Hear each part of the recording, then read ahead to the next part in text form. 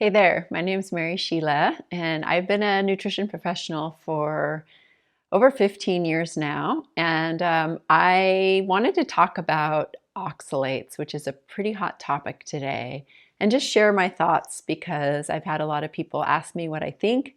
And there's a new book that recently came out about it and kind of brought up a lot of fear for people. And I had a lot of clients that were following protocols of mine, and I said, you know what? Keep following the protocol. I'll read the book and let's talk. Um, and so oxalates are what we call anti-nutrients. And anti-nutrients are kind of things that are protective in the plant themselves from being eaten by us. And oxalates are in a family where I could also say there's oxalates, there's phytates, there's lectins, there's even polyphenols, and it's basically the plant's defense mechanism. And if you think about it this way, a plant has the next generation, right? So parent plants protect their offspring just like we protect our offspring, right? We would do anything for the people that we love, our family and our children. And plants are like that too, to continue the lineage. So those anti-nutrients are what kind of dissuade us from maybe eating them, dissuade the animals from eating them, and allow them to continue to grow.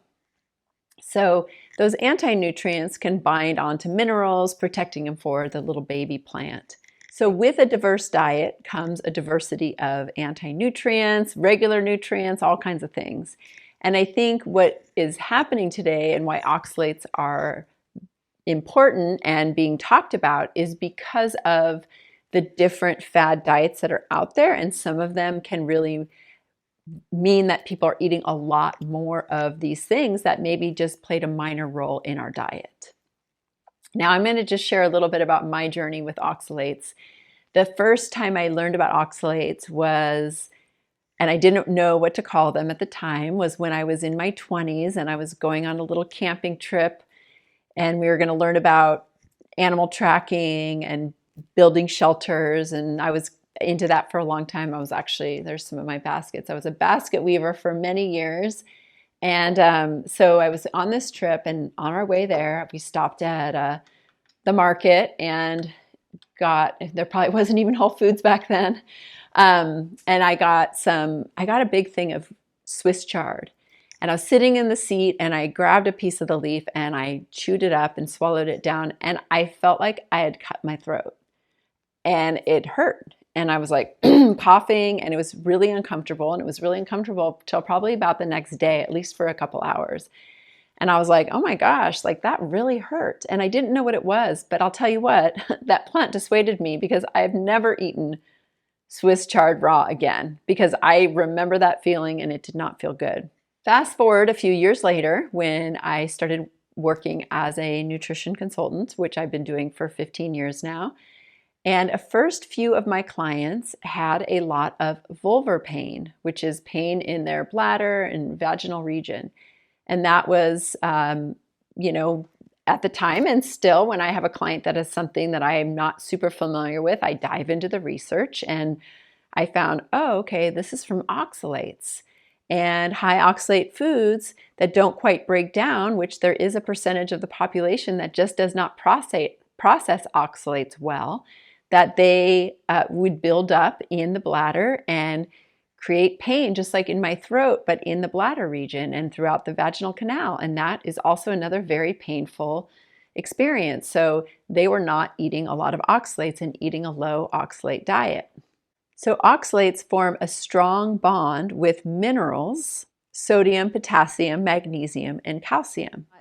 So if we are eating high oxalate foods, thinking that we're getting all this calcium, we might not be because they're bound to the oxalic acid. Okay, fast forward another time years ago, my husband was eating a lot of spinach so our local market was getting these big boxes of greens and they were bagging them up into nice bags of green, and there was spinach, and he was on a spinach kick, and almost every day he was grabbing spinach, bringing it home, cooking it up, or we'd do a salad, but it was kind of like a daily thing. And we were actually getting ready to go on a trip. And my husband is a cyclist, and that's his main form of activity because he has a history of breaking his back and doing some other things. So that's more of a lower impact exercise that he is very fond of. If you know my husband, he's pretty into it. But his knee was really bothering him leading up to the trip. And he was really worried that he wasn't be able to ride his bike while we were traveling. So I said, you're eating a lot of spinach. Why don't you just back off the spinach? And it was just something that I noticed, which is a great way to think like a nutritionist. Is there something that you've added or taken away that's very different and you now have symptoms one way or the other? So for me, that was just like an easy, quick thing to just suggest. And because I'm his nutritionist too, he took heed and he eliminated the spinach. And he said a few days later, guess what? My knee is feeling better. I was like, awesome. So all these oxalate things were kind of adding up for me. And I realized, okay, like there's a lot to this oxalate thing. Then a few years ago, I've got another story. The green smoothie phase came around and everybody was drinking green smoothies and putting all these raw greens into their smoothies and blending them up. And what happened was a lot of people started getting kidney stones, and some of my friends in particular, even one of my friends who's a doctor, got kidney stone because he was on the smoothie craze too. So that was another like wake up call for that. I remember even being on a guest on a podcast, and this woman was talking about her green smoothies and how to do her spinach, and I interjected and said, I don't think you should do that because the risk of kidney stones. And she cut me off real quick because it was very contrary to what she had been telling her audience. I actually don't even know if she left that part in. I can't remember, but it was definitely a thing. So another part of my journey was when I studied Ayurveda. So Ayurveda being the science of medicine from India. Now, Ayurveda is a way of looking, I always like to say, peeling the onion, looking more deeply at not just a condition, but does that condition present as cold or dry or hot or wet, right? And what does that person need then? If the condition is a lot of excess heat, how can we cool them down? And then looking also at the constitution of a food. Is that food more wet or dry, or is it more cooling or warming or moistening? So we can kind of pair both what that person needs with the foods that are going to be the most appropriate, right? And so even looking at oxalate, it's very sharp, right? It's kind of like this dry, crystally sharp thing. So it's kind of cold and maybe dry, and it can produce heat, right, if it cuts. And looking at even people that are maybe thinner and drier, right? They don't need a ton of spinach. Spinach is kind of like a very dry, right? You can sometimes feel that in your mouth, right? So you could feel, ooh, kind of dry, and it's kind of, you could feel the sharpness, right? And so maybe somebody who's cold and dry, maybe somebody who's more vata, thinner, drier, doesn't need that. Maybe somebody else can actually be okay with a little bit of it. So taking these experiences, my Swiss chard, my husband's knee, my vulvar clients, and then just understanding Ayurveda and understanding constitution, then looking at like who needs what when, right? And what are the best foods for me? And what I want to say is that what's the best foods for me and what's the best foods for you is going to be changing over time. It's going to be variety, right? Variety is the spice of life. Variety creates a robust immune system, a robust and diverse microbiome, right? It creates a way for us to get more micronutrients. So that could be seasonal, is a great way to think variety, right?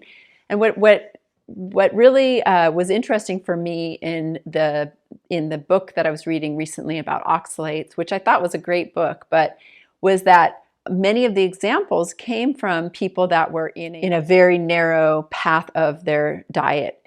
They were maybe just plant-based or maybe just eating this. And we get into these little things where we don't have that variety anymore, and we're relying on just a few foods. And if those few foods are building up with those anti-nutrients in our body, it's eventually going to have and take an effect. It's important that we have variety, right? And we don't just rely on something that maybe traditionally we haven't always relied on. Like if I'm going to always rely on maybe a plant-based protein powder for my protein, right? And even thinking about like a protein powder is very concentrated and it's very dry.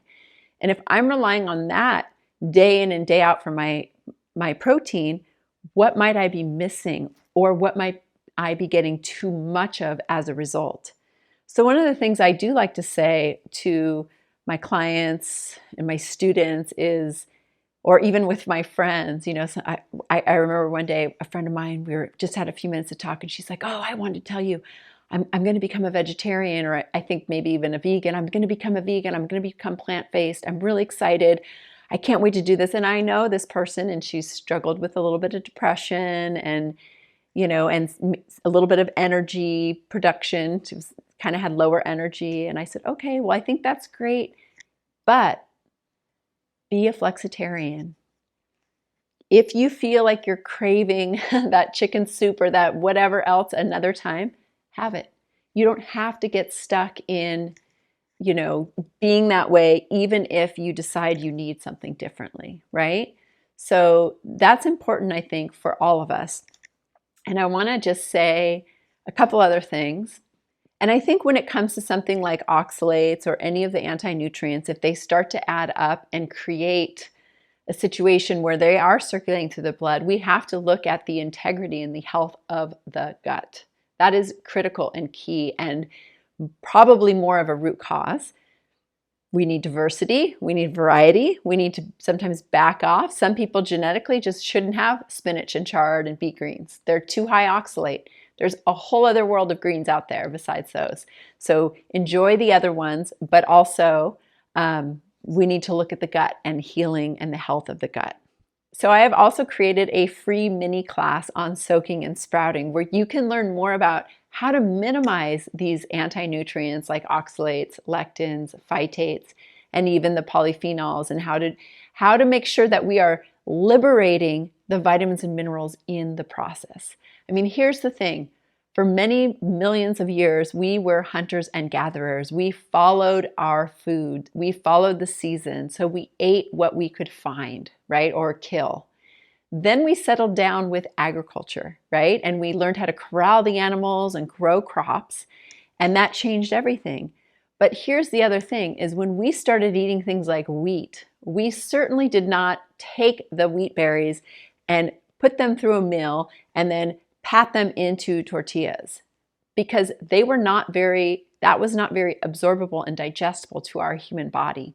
We actually had to learn how to ferment them and to make bread and ferment them. And it wasn't even with a little packaged yeast. It was with the bacterias and yeast in our air. And that's what made our food more bioavailable and digestible. And we did this with, look at soy, and then we did this with grains and beans. So we need to come back to that root place and properly prepare our food to lower the anti-nutrients so that our gut is not so reactive. And that's a big problem, is that we are reacting to so many more foods because that lining of the gut, there's not as much integrity sometimes, right? Because maybe we've been under more stress. And maybe we've the lining is thinner and more things are butting up against the immune system. So the whole idea is that we can learn how to properly prepare our foods so that our food going in is less reactive. And this is essential for autoimmune disease, because in autoimmune disease, 70% of our immune system is in our gut. So if we're reacting there, it's just going to penetrate out to the rest of the body, right? So we got to stop it at its source. We might need to eliminate some foods, do an elimination, but then we can add those things back in properly prepared so we can have a diverse and wonderful, delicious diet.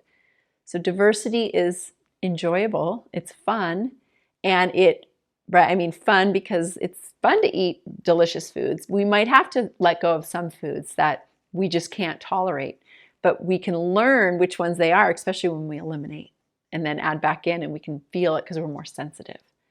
So check out my soaking and sprouting class. If you have a diverse diet, don't be afraid of oxalates, right? Allow them to be sprinkled in the foods that you're eating, but not, not a huge amount. Okay. So thanks for watching.